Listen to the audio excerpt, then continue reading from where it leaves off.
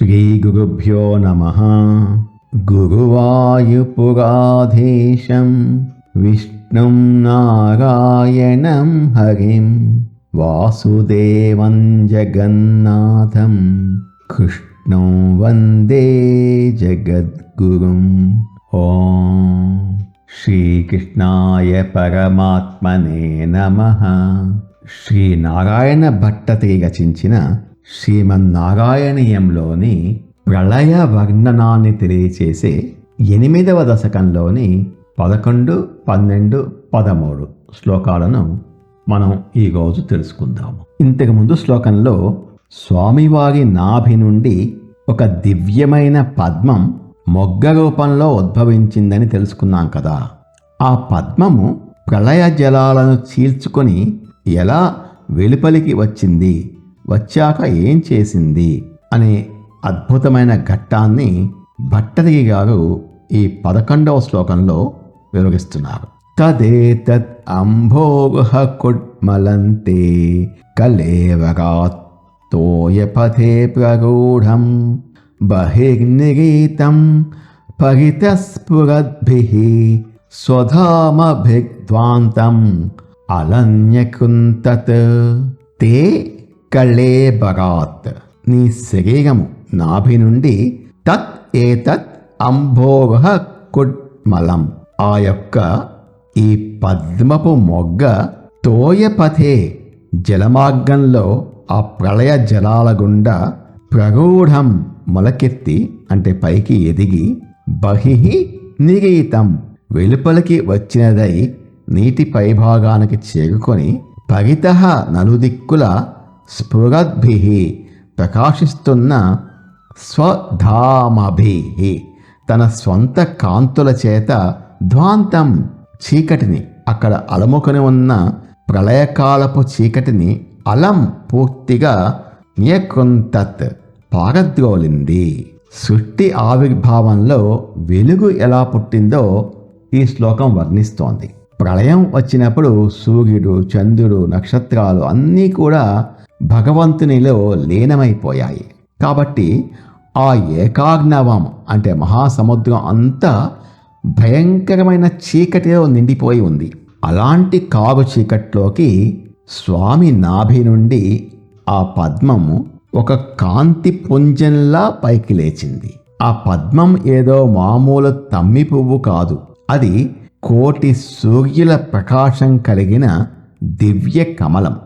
ఆ పద్మం జలాల నుండి వెలుపలికి రాగానే దాని నుండి వెలువడిన ఆ అద్భుతమైన కాంతికి ఆ ప్రళయకాలపు చీకటి అంతా పటాపంచలైపోయింది. చీకటి వెలుగు, అజ్ఞానము జ్ఞానము. చీకటి ధ్వాంతం అనేది అజ్ఞానానికి, తమోగుణానికి ప్రతీక. ఆ అజ్ఞానంలోనే జీవులు కర్మబంధాల్లో చిక్కుకుంటారు. పద్మం నుండి వచ్చిన వెలుగు స్వధామభిః అనేది సాక్షాత్తు పరమాత్మ అనుగ్రహంతో లభించే ఆత్మ జ్ఞానానికి ప్రతీక. ఆ భగవంతుని జ్ఞానం అనే కాంతి ఉదయించగానే అజ్ఞానం అనే కారు చీకటి దానంతట అదే నశించిపోతుంది అని ఈ శ్లోకం మనకు చెబుతోంది. నీటిని చీల్చుకుని రావటం, తోయపథే ప్రరూఢం. పద్మం బురదలో, నీటిలో పుట్టిన ఆ నీటిని, ఆ మాలిన్యాన్ని అంటించుకోకుండా ఎలాగైతే స్వచ్ఛంగా పైకి వస్తుందో, జ్ఞానోదయం పొందినవాడు కూడా ఈ సంసారం అనే ప్రళయ జలాల మధ్య ఉన్నప్పటికీ, అంటే ఈ లౌకిక ప్రపంచంలో బతుకుతున్నప్పటికీ ఆ ఆకర్షణలకు లోను కాకుండా నిర్లిప్తంగా పైకి ఎదుగుతాడు అని కూడా ఈ శ్లోకంలో దాగి ఉన్న వేదాంత తత్వం. తదేతత్ అంభోగః కుడ్మలంతే కళేవరాత్తోయపథే ప్రరూఢం బహిర్నిరీతం పరితస్ఫురద్భిః స్వధామభిగ్ధ్వాంతం అలన్యకృంతత్. ఓ గురువాయూరప్ప, నీ నాభి నుండి ఉద్భవించిన ఆ పద్మపు మొగ్గ ఆ భయంకరమైన ప్రళయ జలాలను చీల్చుకుంటూ పైకి ఎదిగి నీటి వెలుపలికి వచ్చింది. అలా బయటకు వచ్చిన ఆ దివ్య కమలం నలుదిక్కులా ప్రకాశిస్తున్న తన అపారమైన కాంతులతో ప్రళయకాలంలో విశ్వమంతా కమ్ముకొని ఉన్న ఆ కారు చీకటిని పూర్తిగా నశింపచేసింది అంటున్నారు. 12వ శ్లోకం. ఆ మొగ్గ వికసించిన తర్వాత అందులో నుండి సృష్టికర్త అయిన బ్రహ్మదేవుడు ఎలా ఆవిర్భవించాడు, పుట్టగానే ఆయనకు సృష్టి జ్ఞానం ఎలా వచ్చింది అనే విషయాలను ఈ 12వ శ్లోకంలో వర్ణిస్తున్నారు. సంపుల్లపత్రే నితరాం విచిత్రే తస్మిన్ భవత్ వీర్యధృతే సరోజే సపద్మజన్మ విధిగా విరాసీత్ స్వయం ప్రబుద్ధ అఖిల వేదరాశి. నితరాం మిక్కిలి అత్యంత విచిత్రే ఆశ్చర్యకరమైన అద్భుతమైన సంపుల్లపత్రే పూర్తిగా వికసించిన రేఖలు కలిగినట్టి భవత్ వీర్యధృతే నీ అపారమైన శక్తి చేత నిలబెట్టబడిన ఆధారం ఇవ్వబడిన తస్మిన్ సరోజే ఆ దివ్యమైన పద్మమునందు స్వయం తనంతట తానుగానే ప్రబుద్ధ మేల్కొల్పబడిన జ్ఞప్తికి వచ్చిన అఖిల వేదరాశి సమస్త వేదముల సముదాయము కలిగిన వాడై పరిపూర్ణమైన వేద జ్ఞానం కలిగిన వాడై సహ పద్మజన్మ పద్మం నందు జన్మించిన వాడైన విధి ఆ బ్రహ్మదేవుడు ఆవిరాసీత్ ఆవిర్భవించాడు, ప్రకటమయ్యాడు. భగవంతుని నాభి నుండి ఉద్భవించిన ఆ పద్మపు మొగ్గ ఇప్పుడు పూర్తిగా వికసించింది. సంపుల్ల పత్రే. ఆ పద్మం గాలిలో తేలుతూ లేదు, భగవంతుని అపారమైన సంకల్ప శక్తి మీదనే ఆధారపడి నిలబడి ఉంది. ఆ పద్మం మధ్యలో బ్రహ్మదేవుడు ఉద్భవించాడు. బ్రహ్మదేవుడు పుట్టగానే ఏమీ తెలియని పసివాడిలాగా లేడు. పుట్టగానే సృష్టి ఎలా చేయాలో ఆయనకు పూర్తిగా తెలిసిపోయింది. ఎలా తెలిసింది? గురువు లేనిదే విద్య రాదు కదా. కానీ ఆయనకు బయట నుండి ఎవరూ నేర్పించలేదు. తన అంతరంగంలోనే వేదరాశి అంతా స్వయంగా మేల్కొంది. స్వయం ప్రబుద్ధాఖిల వేదరాశి.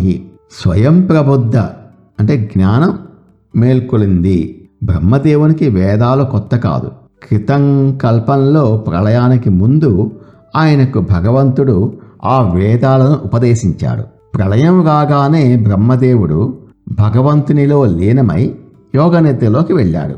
ఇప్పుడు మళ్ళీ కొత్తగా పగలు రాగానే పద్మం నుండి మేల్కొన్నాడు.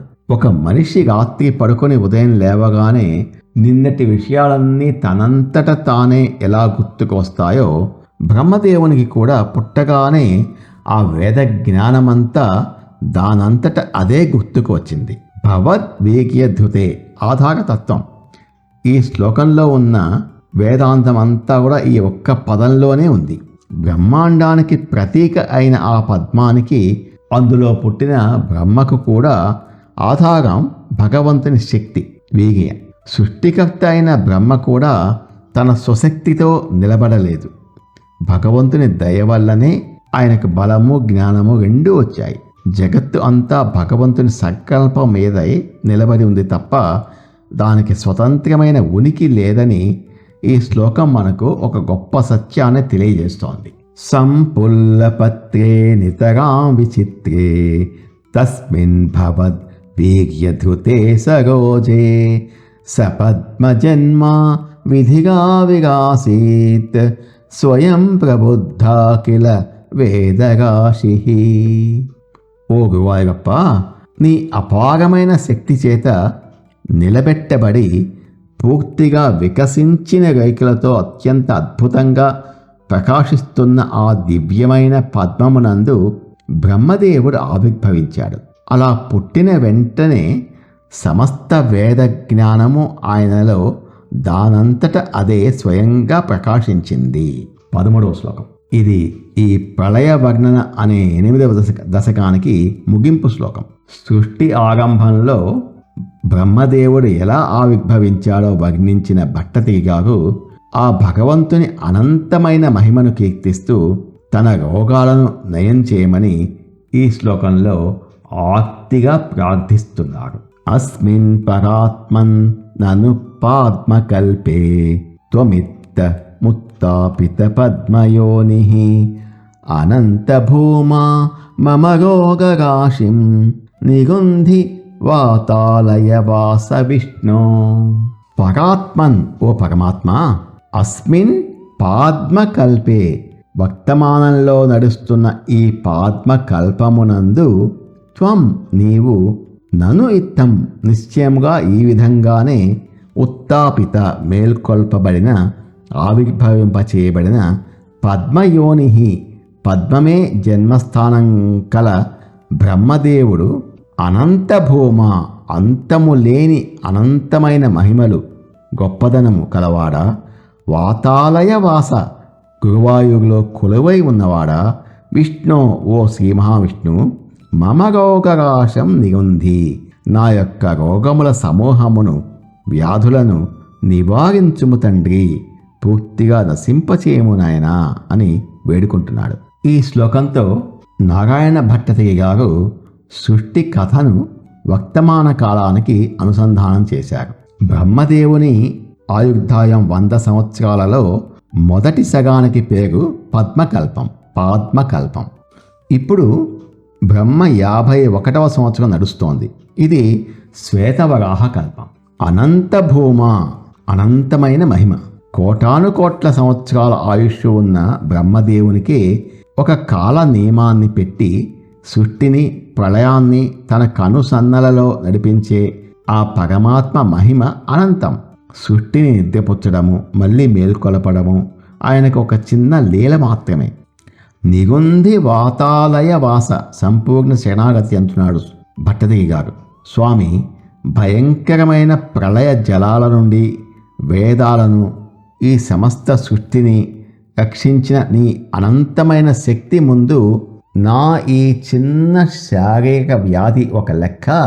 అంతటి బ్రహ్మాండాన్ని నడిపించే నీకు నా యొక్క ఈ వాతరోగాన్ని నయం చేయడం ఎంతటి చిన్న పని, దయచేసి నన్ను కరుణించు తండ్రి అని భట్టతిరి గారు సంపూర్ణ శరణాగతితో వేడుకుంటున్నారు. ఇక్కడ రోగరాశిం, రోగాల సమూహము అనటంలో అంతరార్థం ఏంటంటే, మానవులకు వచ్చే అతిపెద్ద రోగము భౌతికమైనది కాదు, జనన మరణాల చక్రంలో ఇరుక్కునే భవరోగం. సమస్త సృష్టికి మూల కారణమైన ఆ గురువాయూరప్పను, విష్ణువును శరణు వేడటం ద్వారా మాత్రమే ఈ శారీరక వ్యాధులతో పాటు అజ్ఞానం అనే భవరోగం కూడా పూర్తిగా నశించి శాశ్వతమైన ఆత్మజ్ఞానం, ముక్తి లభిస్తుందని ఈ శ్లోకం యొక్క నిగూఢమైన సందేశం. అస్మిన్ పరాత్మన్ నను పాద్మకల్పే త్వమిత్తముత్తాపిత పద్మయోనిః అనంతభూమా మమ రోగరాశిం నిగుంధి వాతాలయ వాస విష్ణో. ఓ పరమాత్మ, ఇప్పుడు నడుస్తున్న ఈ పాద్మకల్పంలో నీవు ఈ విధంగానే నీ నాభి కమలం నుండి బ్రహ్మదేవుని ఆవిర్భవింపచేశావు. అనంతమైన మహిమలు కలిగిన ఓ శ్రీ మహావిష్ణు, గురువాయూరులో కొలువై ఉన్న ఓ దయామయ, దయచేసి నా యొక్క ఈ రోగాల సమూహాన్ని పూర్తిగా నశింపచేసి నన్ను కాపాడు స్వామి అని ఆర్తితో వేడుకుంటూ స్తుతిస్తున్నారు భట్టతిరి గారు. ఓం తత్సత్. నమో భగవతే వాసుదేవాయ. ఏతత్ ఫలం శ్రీకృష్ణార్పణమస్తు. స్వస్తి.